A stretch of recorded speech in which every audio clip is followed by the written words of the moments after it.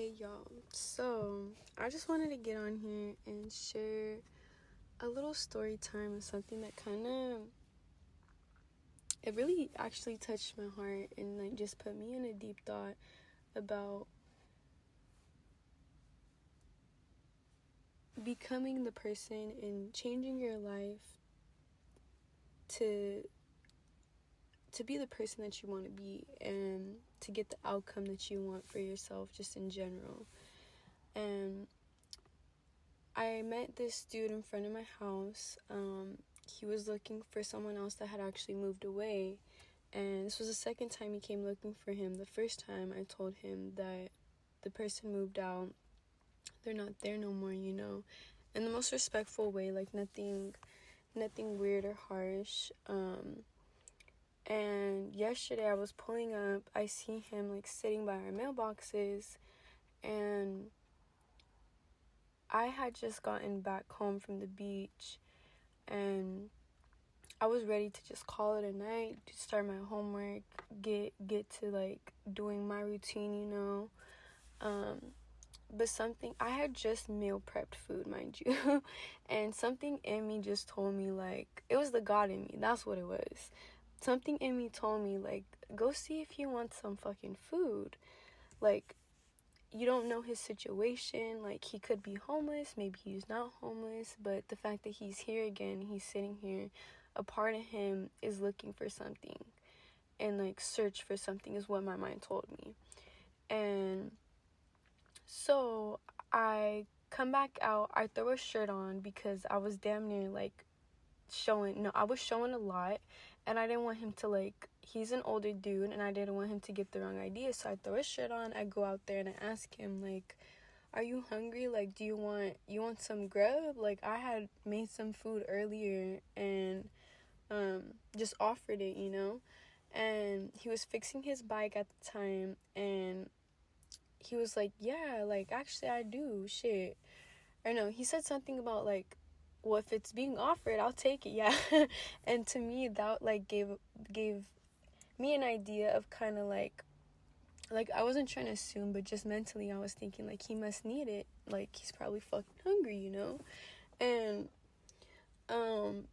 yeah, and so I was so glad that I had mentioned that to him, just because after that I told him he could park his bike in front of my house, like, if he needs anything else, like, I'll get him water, and we could just talk, I didn't, like, plan on talking with him. Like, I was just thinking, like, he's just gonna eat, fix his bike, and probably leave, is what I was thinking. And it was to stay with them in a mansion, and he has not taken that option, and which is crazy, right? But it just made me realize even more that, like, damn, like, I was really meant to tell him this and, like, relay this message, because the program that I mentioned to him, like, I grew up around some of the people that run the program, and the people that are in the program are people he could relate to, and I let him know that also, because sometimes it does take that, like, just being around people that you can relate to and that are also trying to grow in order for you to be able to grow. And that is the biggest thing for me. Like, I was personally in a group home like 2 years ago, and not a lot of people know this about me, but I actually left Gilroy to get off of substances, and I got deeper into substances once I got into Santa Cruz, because it fucking snows over here, and if you know, you know.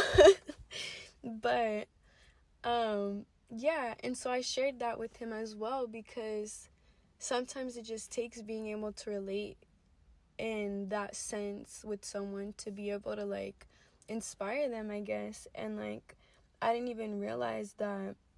So from that point on, we were just sitting in the front talking, and I give him his food after I warmed it up for him, and then he continues to tell me about, like, how he's working and stuff, how he's trying to fix his bike, and something was wrong with his bike. He had, I think it was his tires, like, both tires were messed up, they didn't fit his bike. And so that just gave me a sign, like, as if, I don't know, like, people be struggling out here, and, like, still, like, getting to work and shit. Like he was working. He had on a vest. I forgot what his job was exactly, but I eventually asked him, like, so do you have somewhere to stay, you know? And when I asked him that, he was like, yeah, like I'm staying in my storage, like with my storage. And so I was like, well, thank God, like I asked, like, because I actually know a place that he can go to if he did want to, like, have a place to stay, you know? And it's like a men's program, and I offered it to him just because, like, you never know. And that was what I felt on my heart, just that I needed to tell him, because he actually got deeper into his situation, and just about how he was incarcerated for 12 years. He was in and out of jail after that, just fucking around basically, and just trying to get out of the lifestyle that he was in. And he had mentioned to me also how he's coming from fucking LA, and I'm in Santa Cruz.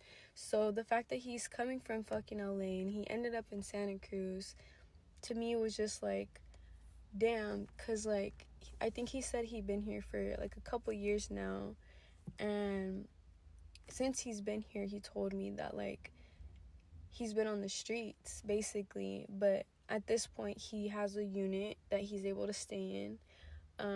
But still, it's not like you have a home type shit, you know?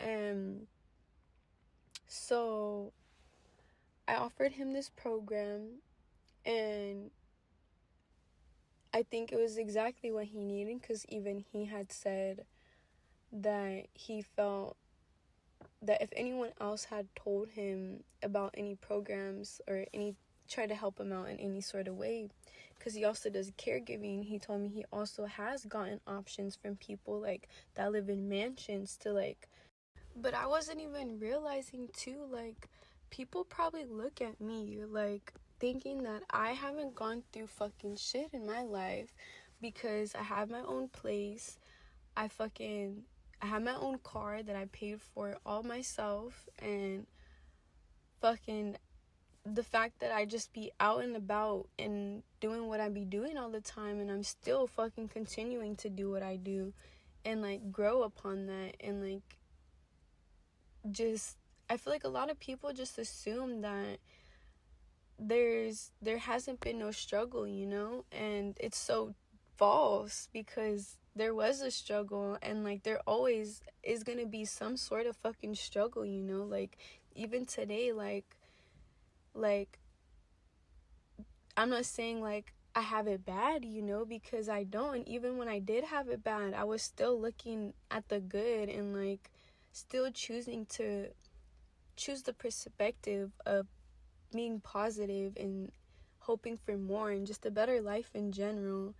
And I find that so like touching to me, because it just made me realize a lot too, and it also helped me to like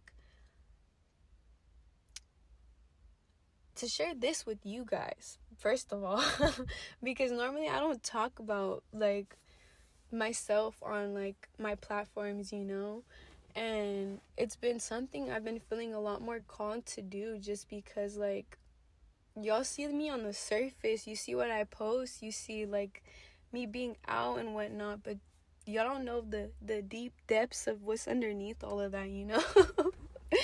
And I put in my fucking username layers, because, well, my nickname is Layer, but also I put layers because there's so many layers in general just to life, but also just to ourselves as like human beings, you know, like we're always going to be unraveling different parts of ourselves and getting to know different parts of ourselves, and healing also like those different parts of ourselves, because we come with so much that is not even from us. Like some of the shit that we believe in our heads is not even from us. Like in order for me to get off of substances, I had to remove myself from my whole town, like my whole hometown, you know. And even then, I got deeper into shit out here, but it also helped me realize once I was in that group home and looking at like other girls that are doing the same shit that I'm doing, it helped me realize like, fuck, like, do I really want this for myself? Like, do I really want to live a life like this when I literally removed myself to get away from all of that, you know?